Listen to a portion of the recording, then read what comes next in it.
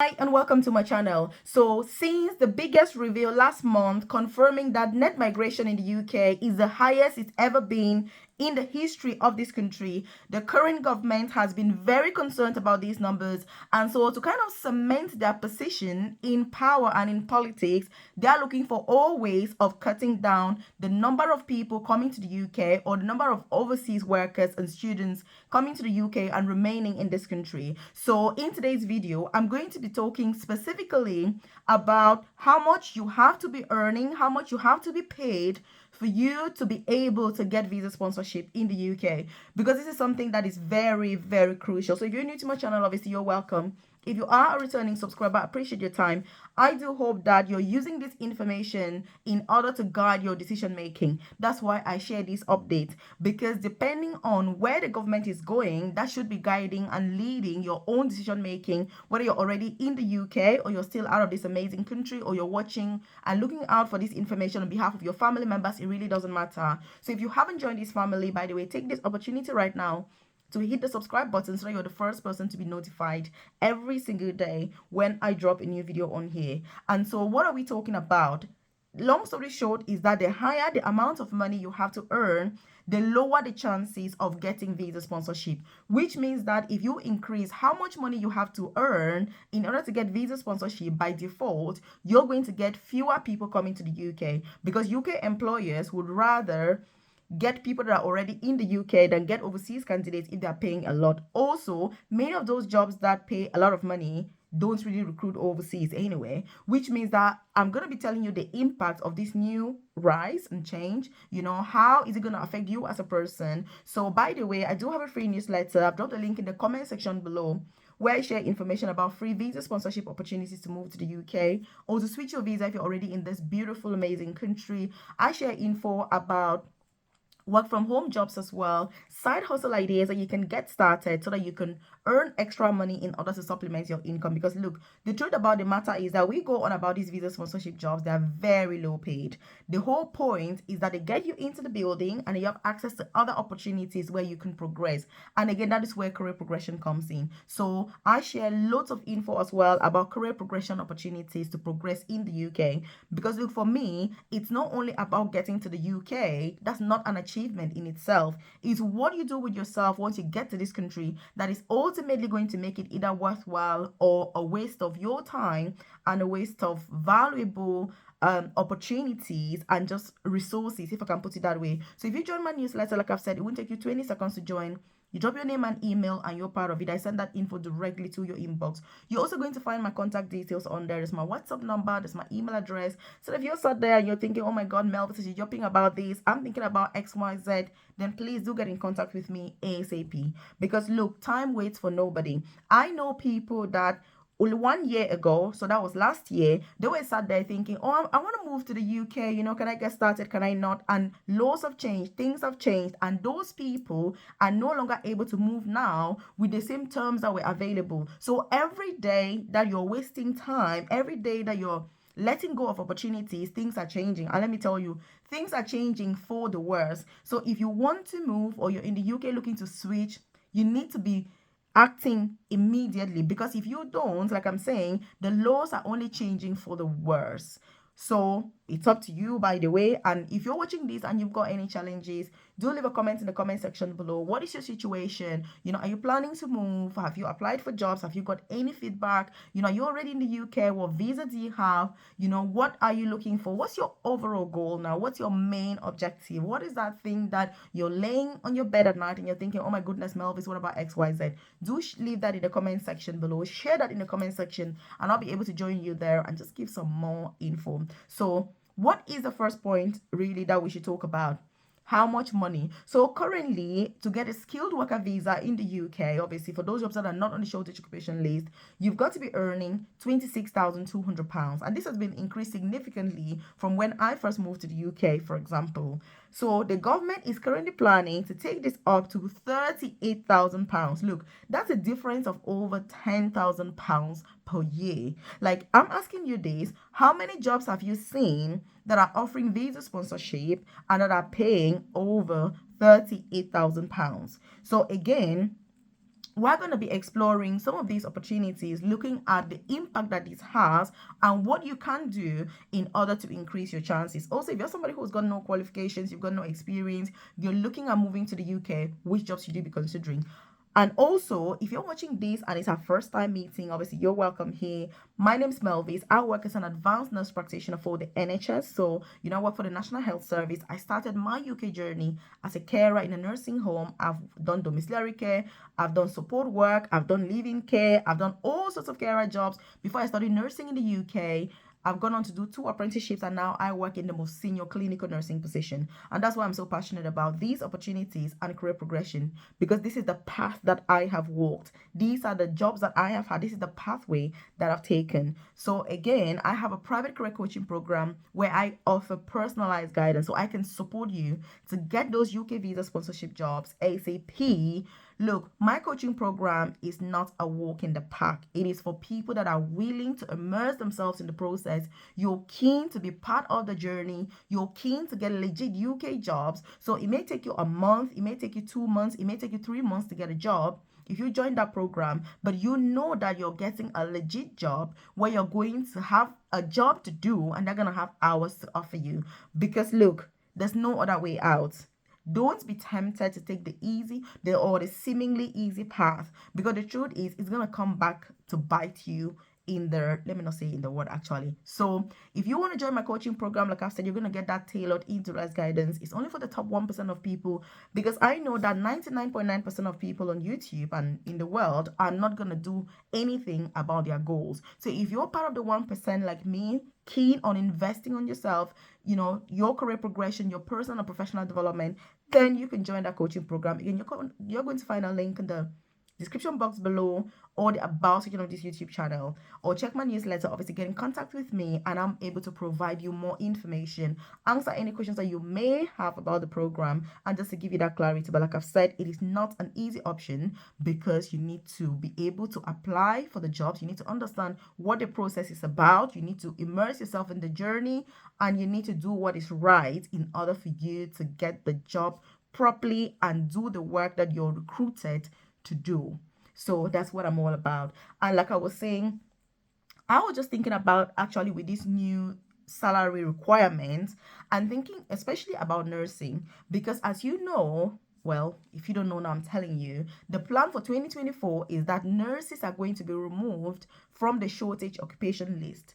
If nurses are removed from the shortage occupation list, they will no longer be eligible for this 38,000 pay, obviously. So I'm very keen to see what is agreed and what is decided when it comes to nursing, because nurses currently earn about £27,000 per year, which has come as a result of massive increases. When I say massive increase, I mean when I started my nursing in the UK, I was earning £21,000 as a newly qualified nurse.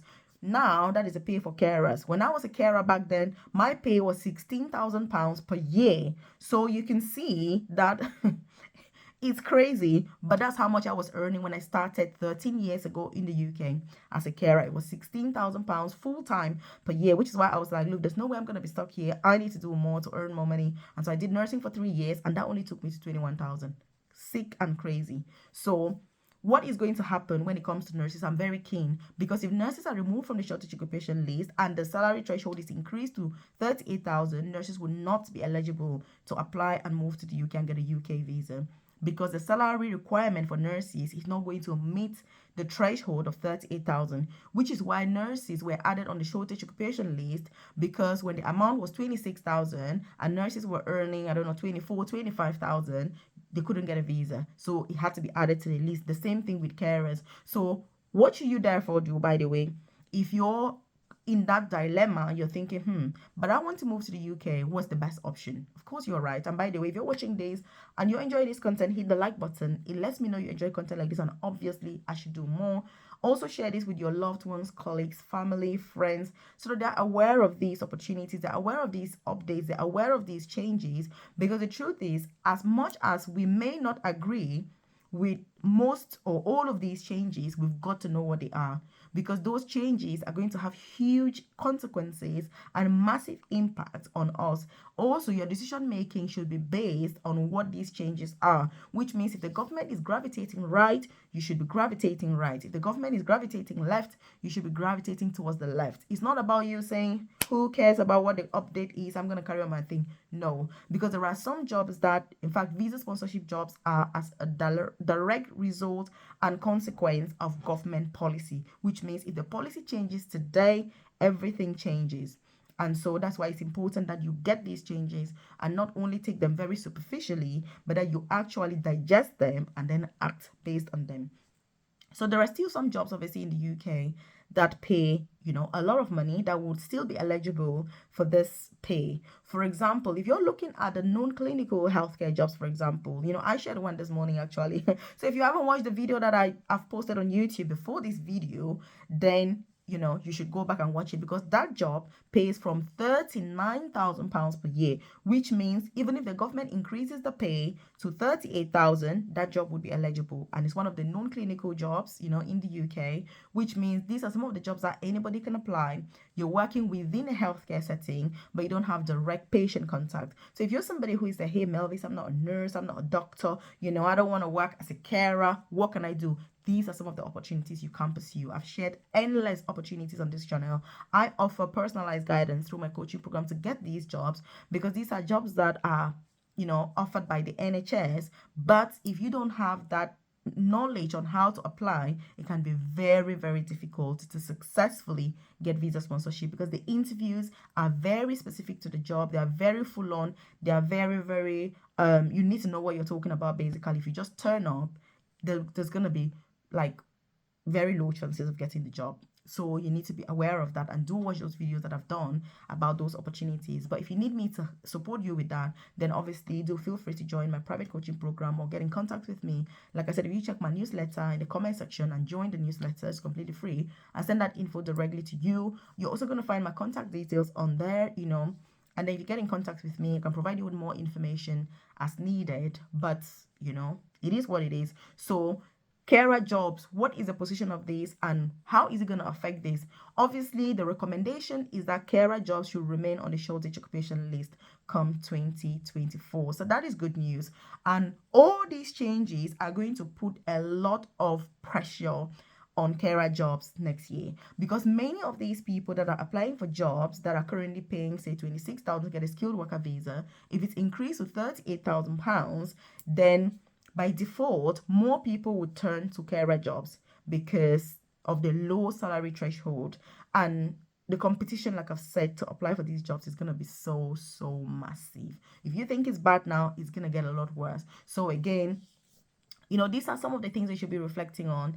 There's the dependent pathway as well that changes have been announced, and I've done videos to explain all of those in detail so that you're aware of what each change is all about. And if you're watching this, by the way, you're sort of thinking, oh my god, Melvis, but when are these changes going to be implemented? You're going on about them. Look, I was listening to the news and listening to all the ministers and the radio and all of that this morning, and as early as this week, in the next few hours to days, we're going to get confirmation of this from the UK Prime Minister. So this is not something that we're saying, oh, it's going to be months, we're going to be speculating. No, they're very keen on bringing these changes ASAP this month, so that by next year, the changes are already in force, because they need to see the impact that these changes are having.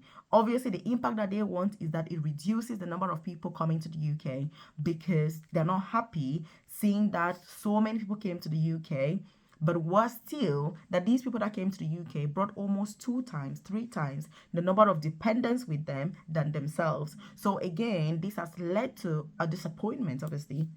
I don't want to say disappointment, but I mean, that's what they've said. They're very disappointed with the numbers because it hasn't met their manifesto, which was the pledge that they made to the British people to say they're going to reduce the number of immigrants coming to the UK, and they haven't lived up to that expectation. And so these measures, like I've said, are going to be confirmed within the next few hours to days. So it's not going to be long. When I was listening to the Prime Minister this morning during the news, I was like, anytime from now, we're going to get confirmation. And they're saying that it is likely going to be £38,000. In fact, some of the ministers are even pushing for £45,000, which means if you're not earning at least £45,000, you will not be able to get visa sponsorship to come to the UK.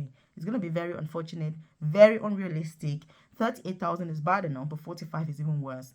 And I think 26,000, which is the current amount, it's been very challenging, which is why by default, many people are leaning again towards the healthcare job. So what do you think about this, by the way? How is this going to affect your travel plans, to the UK? Or if you're already in the UK, what do you think about this? Is it going to make you think differently? Is it going to change your expectations and change your demands?